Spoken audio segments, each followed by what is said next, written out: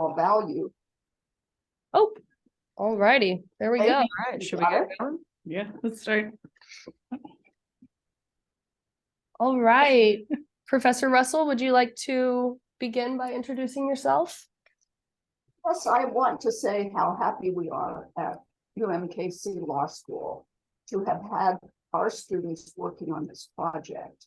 It is a project that has great potential, in my view, and also to have this collaboration with a student at University of Texas. So that is everything that I want to know. Oh, and also to note that this recording will be available. So we hope to extend some of this information to others and have others working on this as well.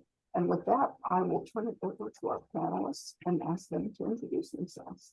Great. Thanks, Professor. Hi, I'm Annabelle Ackling. I am a 3L from University of Missouri, Kansas City. And I have really been researching the legal implications of this and really trying to see how we can make this a greater movement going forward. Yeah, my name is Mary Callan Bell. I'm a 2L at the University of Missouri, Kansas City. I focused on like the tax part of it, more of like the financial background, sort of marketing a little.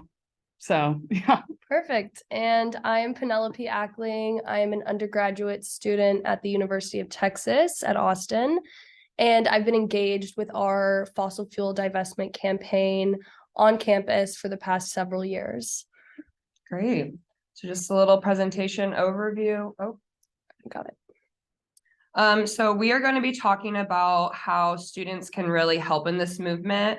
We are also going to talk about how there has been a legal case with the students from Harvard and kind of how to overcome the hurdles that they have experienced. We're going to talk about this Uniform Prudent Management of Institutional Funds Act and how you can use that as a source of, as a tool to really go forward and really make this a really strong claim, and then the results of divestment, and then how to get involved with this program. So moving on, just kind of to give an overview about divestment, there's a bunch of different organizations that have gotten involved in this. Today, we are going to be focusing on educational institutions, but just note that there are a lot of others that are following this. So faith-based organizations have really been strong in this fight. The Catholic Church actually has been a leader in this. The Pope has said that that members should really be following this and not being investing in these fossil fuel companies. And then also pension funds and different aspects. So we're really focusing on the educational institutions here, but it is really widespread, and there are a bunch of different organizations that have been involved in this fight. Okay, so just a little overview again, a little introduction. So really, the issue is that the largest 12 oil companies are projected to spend $103 million every day through 2023 by exploiting new gas projects. So ultimately, divestment is the process of selling off these assets in an endowment and using those resources to, in turn, to invest in green industry and green companies. So Dan Kahn, who is a global energy transition researcher, he stated that the energy sector is the only one that faces serious questions about the long-term existence. So ultimately, divesting from fossil fuel companies doesn't necessarily have an immediate harm on these companies, but it hinders their ability to fund new projects going forward. So it really can be a snowball effect is what we're really going for here. Yeah, for more on that, you know, a lot of these like divestment movements, like the apartheid movement in the 1980s, the tobacco divestment movement in the 1990s, those were always more focused on being a societal change. And through that, having an impact on these companies that wasn't exactly financial. But one of the differences for fossil fuel divestment is the amount of working capital that these companies need. And while, yeah, it isn't going to be a short-term impact, it's more about what's happening in the long run. The financial implications on it are a lot higher and a lot quicker than they would have been before. And it's easy to get like discouraged from this movement because how are you going to stop individuals from still investing in this, like sin stocks and stuff like that? Because obviously there are still people who invest in tobacco. Tobacco companies still make a lot of money, but they're not invested in with these large firms. Universities don't do that. And why do they not do that? Because they're seen as riskier because the societal pressures against investing in these companies. Yeah. And the reason why divestment resonates with students so much is because we see the climate crisis as a result of a culture that a lot of these institutions really bring forward onto society. And so divesting is really a statement that universities can make to say, we are not going to have relationships with an industry that's actively ruining the future of our students and the future of our faculty and our staff. So this is about really disrupting that cycle of power that fossil fuel industries maintain by being seen as legitimate players in our political system. So when universities who are supposed to be charitable institutions come out and say, we are not going to be in partnerships with these kinds of industries, that is a real sign to the rest of society that something's really changing with this relationship that society has with the fossil fuel industry. Okay, so overview about fossil fuels and how they're related to a university purpose. So each university has their own purpose and mission that's individualized to that institution, but ultimately involvement in the fossil fuel industry does not align with the university's purpose, which include education, finding the truth in research, and progress. And so since the 1950s, the fossil fuel industry, they have been aware of the threats posed by their business practices. And to protect their companies in the long run, many have launched public relation campaigns to create doubt about climate change. They have been a major driver of misunderstanding and also in the lack of legislative action. And they've had deliberate and organized efforts to misdirect the public's understanding of climate change. And they've been involved in the climate change counter movement. So those that are involved in this have been conservative think tanks and advocacy organizations. And they've had a major role in really having a lack of public understanding about climate science. And they've also successfully delayed meaningful state policies that would address these issues. So also going off of that, they've also been involved in lobbying, contributing to political campaigns and media efforts. So that really is in contradiction to a university's purpose.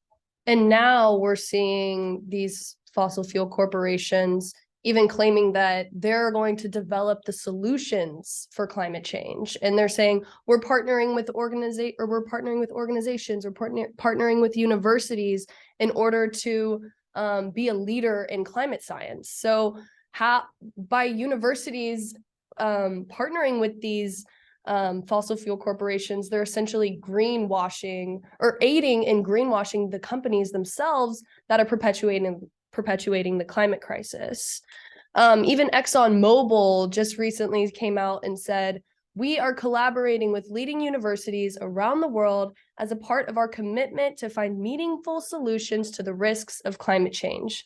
And they're partnering with my own university, who is trying to, give us careers in addressing the climate crisis. But then we're also hosting recruiting events with ExxonMobil for us to also put our students in these leadership positions with fossil fuel corporations. So you can see how universities are also engaged in fossil funded research at their own campuses. And the money is coming straight from the oil and gas industry.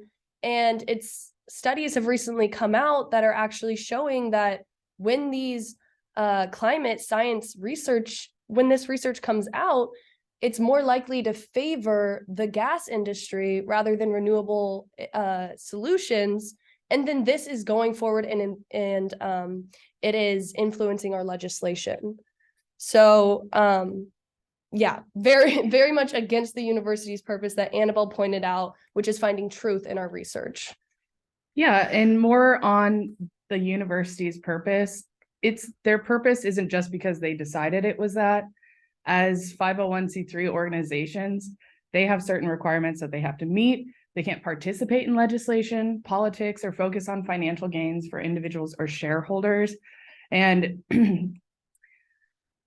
through that purpose, if they're providing for disinformation, obviously they're participating in legislation and politics. If they're being involved with these companies, if they have people who are part of these fossil fuel companies on their boards, which a lot of them do, are they not participating in politics and legislation? I mean, the line is kind of blurred. I mean, we'll talk more later about their fiduciary duties on the board, but the purpose for them and the reason that they're not taxed on these huge endowments is because they're recognized in federal law as critical to the well-being of our society. So, I mean, they create people to fill these jobs, and they're supposed to do a lot of these things and legally to not be paying, which would something like billions of dollars in taxes just based on how much money are in their endowments, which we can go on to the next slide, is the scope of their university endowment. So out of 678 participating colleges and universities, that's $807 billion in assets. So, I mean, the top 5 alone, you can see how much money they have in endowments, and they're not all directly in fossil fuels. And a lot of these universities have pledged to divest, started to divest. I don't think any of them have fully divested. Harvard pledged to, Yale pledged to, and Princeton, who has a $35.7 billion in endowments, pledged last year that they would divest, and they have $13 billion worth of it directly invested in fossil fuels. So the impact that these universities have through the funds that they have would be massive. Yeah, so going off of that, these fossil fuel divestment campaigns were really started by students who are actually inspired by, as Callan mentioned before, divestment from apartheid. And so this started as a way to bring social change, as I mentioned earlier. And at this point, divestment has spread from just beyond universities into all other institutions. 400 institutions, $39 trillion in assets divested directly from the fossil fuel industry. You can see headlines all the time. Another university has divested. Another student group is actively calling on their university to address these contradictions. And it's sending a sign to society. The real goals of the fossil fuel divestment movement is to build that political capital, especially as a youth-based movement. People who are inheriting the climate crisis, we need to be listened to. Our voices need to be brought to the table as a legitimate stakeholder in the rest of the time that we have as humanity on this earth. The second aim is to really bolster the climate movement, like we said, to bring that societal change, to address the contradictions in our institutions, because it's about disrupting that cycle of power and addressing the issue from a systemic level, which is what our institutions are really perpetuating. And then second or third, this is about transitioning equitably. We see this as an opportunity to reimagine our institutions to address not only their environmental degradation, but also the harm that they've done to our marginalized communities. And we see this as an opportunity to reframe the structures of our institutions in order to really bring those voices to the table, instead of giving students these positions of soft power or making claims about things but not addressing them, in our pocketbooks or within the cycles of power in the institution. And then finally, this movement was born out of the need for institutional accountability. Since universities have existed, students have been exploited and left from the decision-making table. And students have decided that, this is a time where we don't only want to be brought to the table, but we want to be able to know what's going on behind closed doors at our institutions. There's been a lack of transparency since the beginning of this movement and even beyond as to how much money actually is invested. It takes months and years of research for students to even find out what is actually happening with our tuition dollars. Where is it going, and what kind of society is this university building beyond our campus and even on our campus? I will go into a little bit of my experience as a student fossil fuel divestment activist at the University of Texas, which I see as both a unique example because our university was funded by and with oil and gas money, but also a prime example of the type of tactics that university administration likes to put on students whenever they engage in these kind of activist movements. So the University of Texas has something called the Permanent University Fund. In the 1800s, when the state of Texas developed our own constitution, there's actually written in the document the allocation of 2 million acres of land for the university to lease out to oil and gas companies to generate revenue, which is why we have the second going on the largest endowment in the whole entire world. And then after we lease out these lands to oil and gas industries, then the university and our investment body goes and invests that further into oil and gas corporations. Not to mention, we are also really impacted by the state of Texas. Really, our president and our board of regents answer to the government because we are a public institution. So the Texas legislature is constantly working with our administration to make sure that we maintain that relationship with oil and gas industries. As I mentioned, the fossil fuel divestment movement has been around for about 10 years. And since 2012, students on UT's campus have been fighting for divestment. We've worked with student government, we've had meetings with administration, we've lobbied the Board of Regents, and every single year, every 4 years, there's a group of students, they're excited about it, they work with government, they pass a joint resolution, and the students that are in these positions of power with student government, they can pass a resolution all they want, but at the end of the day, if the dean of students says we're not going to do that, then nothing happens. So students are constantly in this fight, trying to make a difference at their university, and university's administration, their idea is to just sit back and wait for these students to graduate, wait for the movement to die out, and then it happens again and again. So as students, we're really exhausted because we know that this movement has existed for the past 10 years, but we're constantly having to rebuild our movement and to rebuild momentum that the university is just, waiting for it to die out, being silent, not responding to our emails, and just waiting until the next group of students graduates. Additionally, our university has a very strong relationship with ExxonMobil. ExxonMobil funds the majority of our Energy Institute, where we produce all of our research about climate science. And it's obvious that relationship takes precedent over the relationship with the students. In my time at UT, we have written a petition to our investment management company. We've written a petition to our Board of Regents who kind of inform the investment management company on how to invest.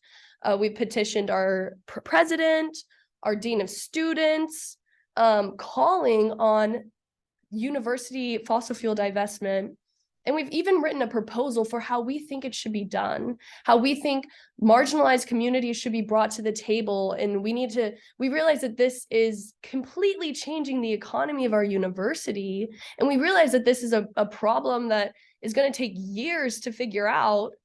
But we also realize that the time is running out and this decision needs to be happening. These conversations need to be happening now. And still, we can't even get our university to acknowledge that the climate crisis is a reality because they are so under the thumb of the Texas government and the oil and gas industry. We were actually invited to participate in the President's Student Advisory Committee meeting, which is where a group of students who are elected to work with the president on student issues that they bring to the agenda. They said, we're going to invite students fighting climate change to talk about divestment. And what happened was the administration and our president actually said, oh, you want to talk about divestment? You know what? We're actually writing the agendas from now on. And you're not allowed to bring that group into our meeting. And you know what? This is our meeting now. No, all of a sudden, once they felt threatened, it wasn't the students' meeting with the president anymore. It was the administration's meeting. They were going to decide who could be there, and they were going to decide what we could talk about. So these are the kind of positions of soft power that universities across the country, across the world, are granting to students in order for them to not have to deal with this large-scale activism. So following these advocacy meetings, we were met with obviously inaction and no response. So we decided to take to the UT Tower, and we decided we were going to sit in on that meeting if we were invited or not. So it really threatened the university. We worked with several faculty members, and they said that day the university was having conversations about divestment that they had never had before. But still, as individuals who might believe in the climate crisis, their jobs are at stake if they are to come out with a statement that says, you know, UT acknowledges that the climate crisis is a real threat to our students. And so we're now kind of at a standstill. We don't know how to approach these conversations with administration who have just kind of met us with silence. But now, since I've worked with Annabelle and Callan, we've really dove into what the Charitable Purpose Doctrine is, and maybe there is a legal foothold that we can use and leverage against our university the way that several other universities have. Okay, so thank you, Penelope. Now that we've talked about the issues, let's talk about the potential solutions. So like Penelope said, this movement's very young. 10 years, it's been around for about 10 years. So currently, just full transparency, this hasn't fully worked yet. But we think going forward that there's real legal arguments to be made that can really put pressure on these universities to really get on board with this. So there is the 2009 Uniform Prudent Management of Institutional Funds Act. And this has been adopted by all states except Pennsylvania, and that was research that was done from 2019. So this act provides guidance on investment and endowment decisions for nonprofits and charitable organizations, of which include universities because of their tax status. So ultimately, investing in the fossil fuel industry violates Section 3A, which is the Charitable Purpose Doctrine, which this doctrine requires investors to consider the relationship of their investments and their social mission. So the Charitable Purpose Doctrine says that they must consider if their investments align with their charitable purpose, the purpose of institutional funds, and an asset's value to the charitable purpose of the institution. So we actually were able to talk to one of the writers of this act, who is Bevis Longstreth, and he is a lawyer and former member of the Security and Exchange Commission. And like I said, he helped create this act. He also has written a memo arguing that divestment from fossil fuels is justified under this act. And he has sent this memo to different attorney generals. So no attorney generals have so far taken action, but in this memo, he states the investment risk associated with climate change and the future prospects of clean energy are increasingly recognized by financial intermediaries, regulatory bodies, and others. So in the prefatory note of this act, the drafting committee stated that the preservation of endowment funds makes clear the requirement for caution in evaluating risky investments that could result in a threat to the institution. So he also describes that there's a current lack in guidance in regard to climate change risk for fiduciaries responsible for other people's money who are subject to these acts. So ultimately, the foreseeable rewards for currently investing in the fossil fuel industry is not equal to the foreseeable risks. And in all from the drafters' interpretations, comments, and the plain language of this act, it requires universities to take into account their charitable purpose of their institution when making investment decisions. And they should take into account the risks of investing in the fossil fuel industry, which contradict their mission and long-term investment goals. Ultimately, going forward, this industry is very risky. And by staying in, you're really not looking at the long-term effects of your endowment and what could happen. It's really could be negligence at this point. So there actually has been a case that the students from Harvard have filed. It ultimately wasn't successful, but they filed this suit against their university and the attorney general on behalf of themselves and future generations. They were seeking an injunction to require the university to divest. The defendants filed a motion to dismiss, and the court ruled that students do not have standing due to their status as students. The court reasons that the attorney general has the exclusive jurisdiction to bring the suit against a university for endowment practices. However, there have been previous occasions where the court has permitted others to sue over mismanagement of charitable assets, but you need a distinct harm from the general public. So in the plaintiff's arguments for standing, which weren't successful, they argued that they enjoy the benefits of the charitable activity, which should permit their standing. 2, that they're suffering harms to their education caused by the involvement with the fossil fuel industry. And 3, that their education is suffering because their investments are funding this promotion of scientific falsehoods. And that hinders their academic research and does not promote academic freedom. We think that if we included faculty in these suits, there could be a stronger argument for standing because they have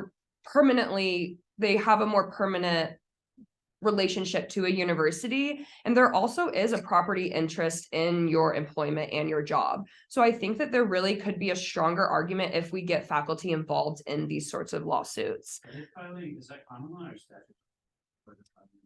That would be statutory. So they argued under this act. So like I said, court cases thus far have not been successful. So the students have to turn their efforts towards filing petitions with the attorney generals and for them to bring an investigation on these universities. But if your attorney general, if you're in a state like Texas or a state where they don't even acknowledge the climate crisis that we're in, then we must turn our efforts towards democracy to elect an attorney general that will act and will start these investigations.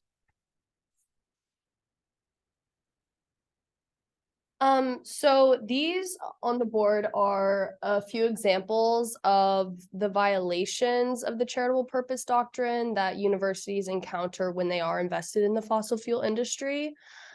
Starting with the duty to care.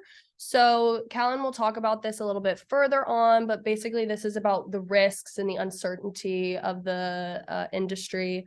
Then there's the duty of loyalty, which I find particularly interesting because fiduciaries aren't allowed to actually engage in conflicts of interest whenever they're investing. So if you are a board of trustees and you are also privately invested in the fossil fuel industry, if you are any way related to that industry, and if it does well, if that benefits you personally, that is a violation of the duty of loyalty.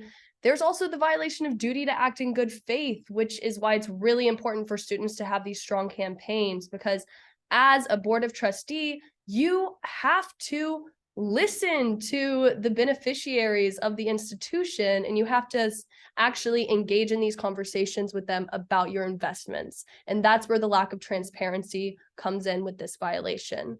Then there's other violations, like the violation of governing documents, how Annabelle mentioned. Your investments have to be in alignment with your university's purpose, with its slogan, its mottos, everything that you put out to everything you put out to society that you say your university's mission is. There's also common law violations that you can draw from, violations from your state laws, contract violations. Really, you want to throw everything you can at either the case or the legal complaint you filed to the Attorney General to see hopefully one of these can stick, because all of these are violations when it comes to being invested in the fossil fuel industry. Yeah, so for duty of care, we're mostly going to focus on due diligence, but obviously the standard for duty of care is an ordinarily prudent person, which kind of depends on what state you're in, whether or not they think an ordinarily prudent person would believe in climate change or not. But I mean, I digress. But they are required under the Act, these universities, through their duty of care, to consider the charitable purposes of their charities. So the educational, their research, the lives of their students, like that they are putting into the working world. Like that's what they're creating as a workforce for us. And they need to be considering what they're investing in, how it has that impact on people. It also requires them to act in good faith, which, yes, that one's hard to kind of come over because you have to have actual bad faith to overcome it.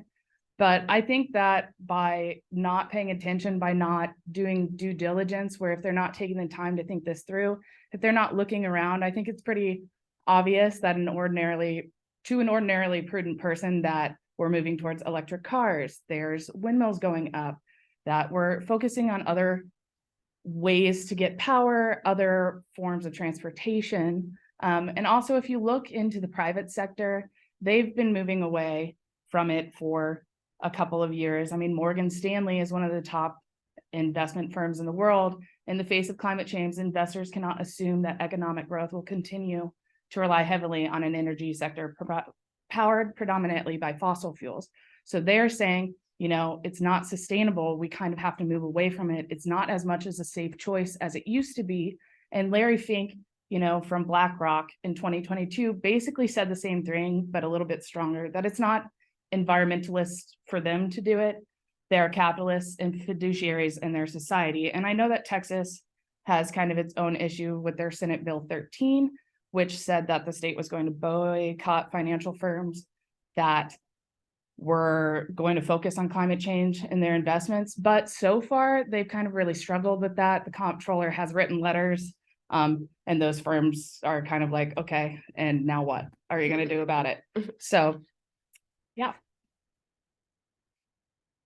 Okay, so we've talked about this a little bit, but we kind of want to dive deeper on the investment risk in the fossil fuel industry. So like we said, the future is uncertain.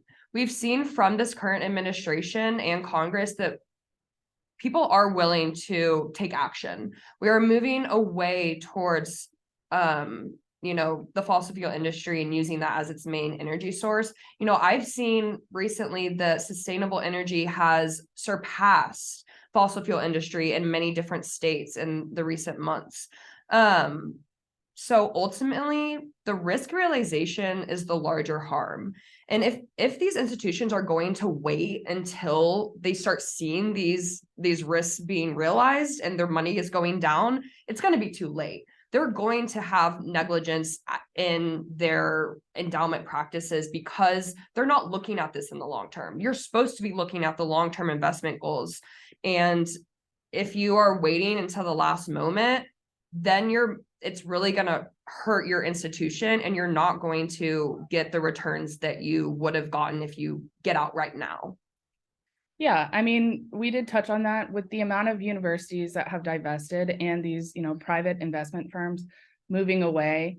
It's, obvious that this is going to go down. The prices might stay the same, but the safety net that they have, the way that these fossil fuel companies are going to get loans from banks is going to go down because they're not as safe as they used to be. And they're moving away from that all of the time. And the universities that stay on will be the ones who suffer the most harm.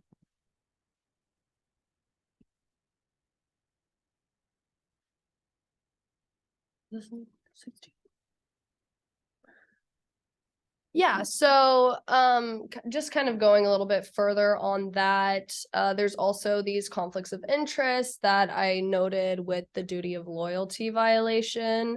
As a charitable institution, a 501c3, universities have to prioritize individuals and stakeholders.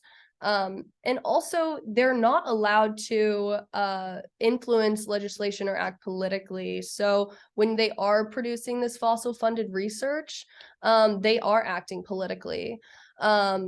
Recently, there has been an emergence of blue hydrogen as a green solution. Well, most of the studies that say that this is a climate solution are actually coming from the fossil fuel industry, and it's from fossil funded research, which is happening on university campuses. So obviously this is influencing legislation. This is political because this research is skewed to favor the fossil fuel industry. Yeah, I can talk about Yeah. it a little bit more. We discussed that like the fossil fuel people being on the board was one of kind of the conflicts of interest. And yeah, that could be overcome by them saying, hey, I do have this interest, but it's obvious with the amount of money that is coming in from these fossil fuel industries for this research that these people on the board have this interest, and it is skewing what the education, the institution does. I mean, like you said, so, sorry, my No. thought ended. No, I'll jump in. Like, even at the University of Texas, traditionally, our board of regents who are informing the investment body, they are all people who are also on boards of fossil fuel corporations. So by saying, we need to continue to invest in this industry, this is a major conflict of interest. I mean, not to mention that our university administration, also people who are appointed by the governor of Texas, who is also answering to the fossil fuel industry. I mean, it's invasive in our university, in our university's governance.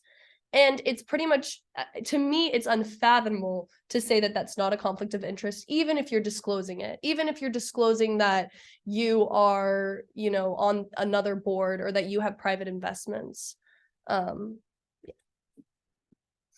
So student activists have leveraged this charitable purpose doctrine, as we've mentioned, after Divest Harvard's case fell through. They actually worked together with several other organizations, such as Divest Invest and another organization called the Climate Defense Project. And they wrote a step-by-step guide on how to file a legal complaint to your attorney general or whoever the investigating body is. And several universities have actually done this and followed through. Harvard, Boston College, Cornell, and several others. And what has resulted is not actually opening an investigation, but in Harvard's case, all the attorney general had to do was have a conversation with university administration. He said, did you know what we just got a petition about? And they basically threatened to open an investigation. And immediately the university said, okay, we're going to pledge to divest. By 2030, we're going to be divested. So an investigation didn't actually open up, but just the university knowing that the attorney general had this on their radar was enough to get several of these universities to divest. maybe that won't work in a place like Texas or lots of southern states. But we still think that this is a tool that those southern states should use, because you have to exhaust all of your remedies before you open a case, which if you pair with some faculty, hopefully that would be the next step forward. The upsetting thing about the investigation not actually being open and that the university being able to divest on their own terms is that these financial and research relationships continue on campus. So even though Harvard has said, you know, we're going to divest by 2030, that means that their investment body is still comprised by the same people who are also on boards of fossil fuel industries. And that those relationships, like having fossil fuel corporations recruit on campus, all of that is still going on because, you know, the investigation, it hasn't actually been opened. So our hope is that actually enforcing the Charitable Purpose Doctrine provides an opportunity for these universities to really take accountability and address all of the violations that we have mentioned. And going off of that real quickly, so students really need to get the whole community involved, right? They really need to consult with attorneys that are in their area that are on the same, you know, want to see action in this, because they need help filing a legal complaint. You know, undergraduate students, they're not going to know how to file a legal complaint. So really finding those in your communities that can help out with this, that are willing to move this forward, is really going to be where we can see the most difference being made. Definitely. Like, as I mentioned, that climate defense project, that is a nonprofit of legal experts who are committed to working with student organizers and community members to file the strongest complaint possible. And also, it's important to note that students are not the only people who should be filing these complaints. Anyone is able to file a complaint. You don't even have to have any relationship to that university. You're just complaining that, you know, there is this violation going on. So it is important to build those relationships, as Annabelle said, and also it's important who signs the legal complaint. You need to have powerful supporters to really make the Attorney General look at the complaint and take it seriously.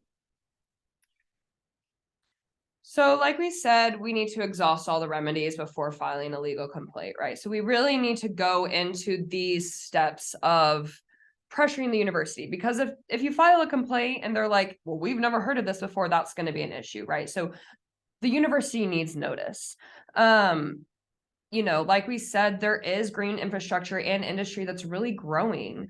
With the future and the green bills coming, you know, that have been passed in the last few years, like right now, more than ever, is the time where I think this is really going to stick. And again, as more and more universities divest, other universities are going to want to divest. You know, it's ultimately going to be public relations. You know, if they're like, well, Harvard divest, then you know, if they're on the same playing field, they're going to want to do what these other universities are doing, so they're not in a bad PR situation. So ultimately, like I said before, immediate harm to these companies is not necessarily realized, but in the long term, it is going to hinder their ability to fund new projects. And if their stocks nosedive, then it's going to be a real issue for them. So ultimately, we're looking at the long-term situation of this divestment, and it really is going to take a whole national campaign. It's going to take people all over the country to really be fighting for this, for us to see this movement grow and to see the results that we're looking for. So say that you are interested in working with some students or working with some community members to file one of these legal complaints or to support some of these fossil fuel divestment campaigns. So what do? Step one, you have to develop a team of the right people to work on this. As we said, it's going to take students really putting the pressure on university. It's also going to take legal experts to partner with the students and faculty who want to bring this complaint forward. It's also important that you build a campaign that's shared, that revolves around shared values, and that you really build a unifying platform for the people who are in your campaign to really come together. And you also want to find unique tactics because every university is different. Second is making sure that you have a team of organized individuals who are going to be dedicated to this research. And you have to be realistic about what that research is going to look like. It's going to take asking all sorts of questions. Thank you. Questions such as, what has your university said or written about its social duty? What kind of programs does your university have around sustainability? All of that can be included in this complaint. You also want to ask yourself, has your university divested from other industries in the past? And on what grounds did they make that divestment? How can you learn from the movements that have happened on your campus before? Also, you want to think about what kind of broader affiliations your university has in order to serve a greater social purpose. Take note of that. All of that is vital to this complaint. Additionally, can you quantify the percent that the endowment is invested in these fossil fuel industries? It's very important for the Attorney General to consider when deciding if they're going to open an investigation. And also note, if you can't get an exact number, is that a lack of transparency that the investment body is portraying? Also, you want to think about the conflicts of interest and where that really matters. Is it in the investing body? Is it in the board of trustees? Who holds the most power? And at what point is that conflict of interest going to mean the most? Also, you want to think, how has the fossil fuel industry harmed your area specifically? That is so important to this case. What kind of extreme natural or extreme weather events has your community witnessed? What kind of harms is the climate crisis enacting on your community today? And reference those in this complaint.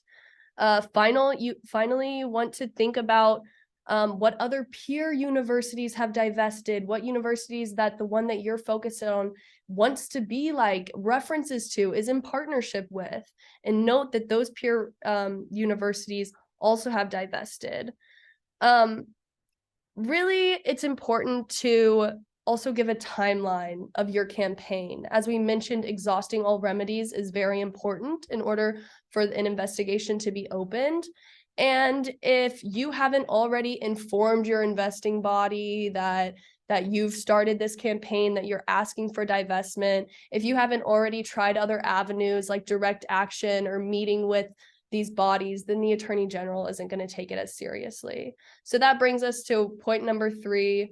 You have to inform your investment body in whichever way that you think serves your campaign the best. Does that mean having a direct action outside of their office? Does that mean filing or writing a petition, sending a letter to them, calling their office?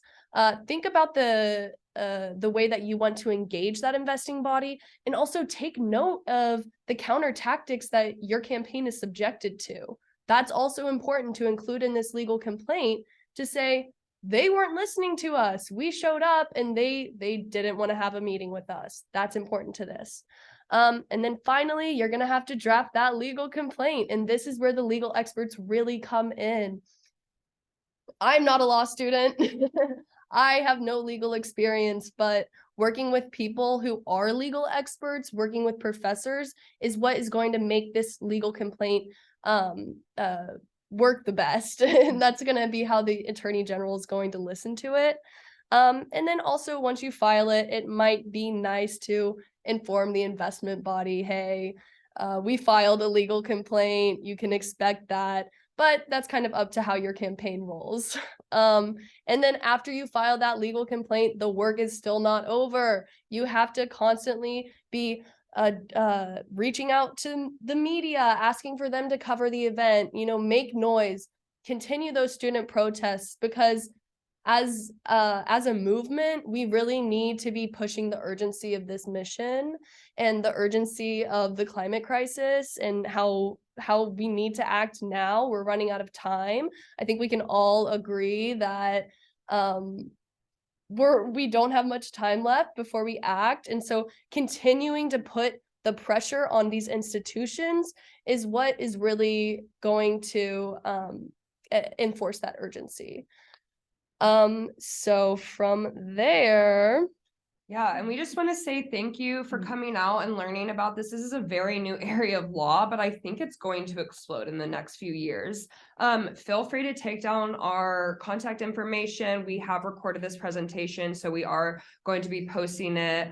And we have resources like this, how to file a complaint guide. So we have some resources that we're wanting to share. We want to get this word out. We want campaigns to start all over the country. So if you ever know anyone, or if you yourself want to get into contact, get these resources, we think there needs to be collaboration, because starting from scratch is hard. Use the resources that we've done, use the research that we've done, because we really want to see this be a national campaign and to see this really happen, because money makes a difference. Where you put your money speaks to what your mission is, and the money is really how we make a difference in this country. So I think it's really important, and I think going forward that it's really going to explode. So really thank you for coming out today and listening to what we have to say, and please let us know if you have any questions. yeah, before we take questions, let's hear from Professor Irma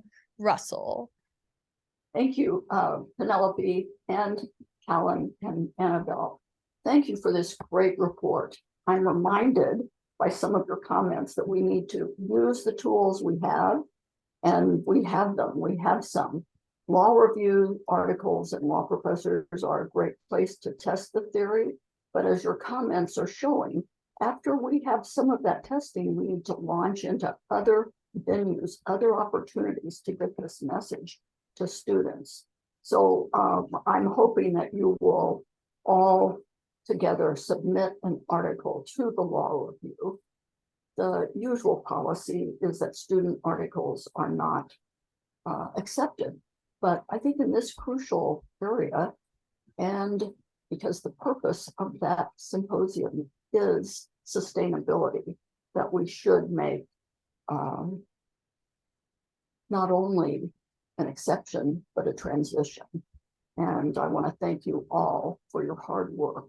Oh, and to remember that there is a template, and it's a template formed right there at University of Oregon and in Eugene itself, and that's our Children's Trust. So looking at the template that's out there can help have a coordinated effort by students throughout the country. So thank you. Okay. All right. Thanks. Thank you. I'll stop recording. Yeah, so if you guys have any questions, we can have this just a conversation. Doesn't need to be too formal. Yes. Yeah, thank you guys. So, like, first of all, thank you for the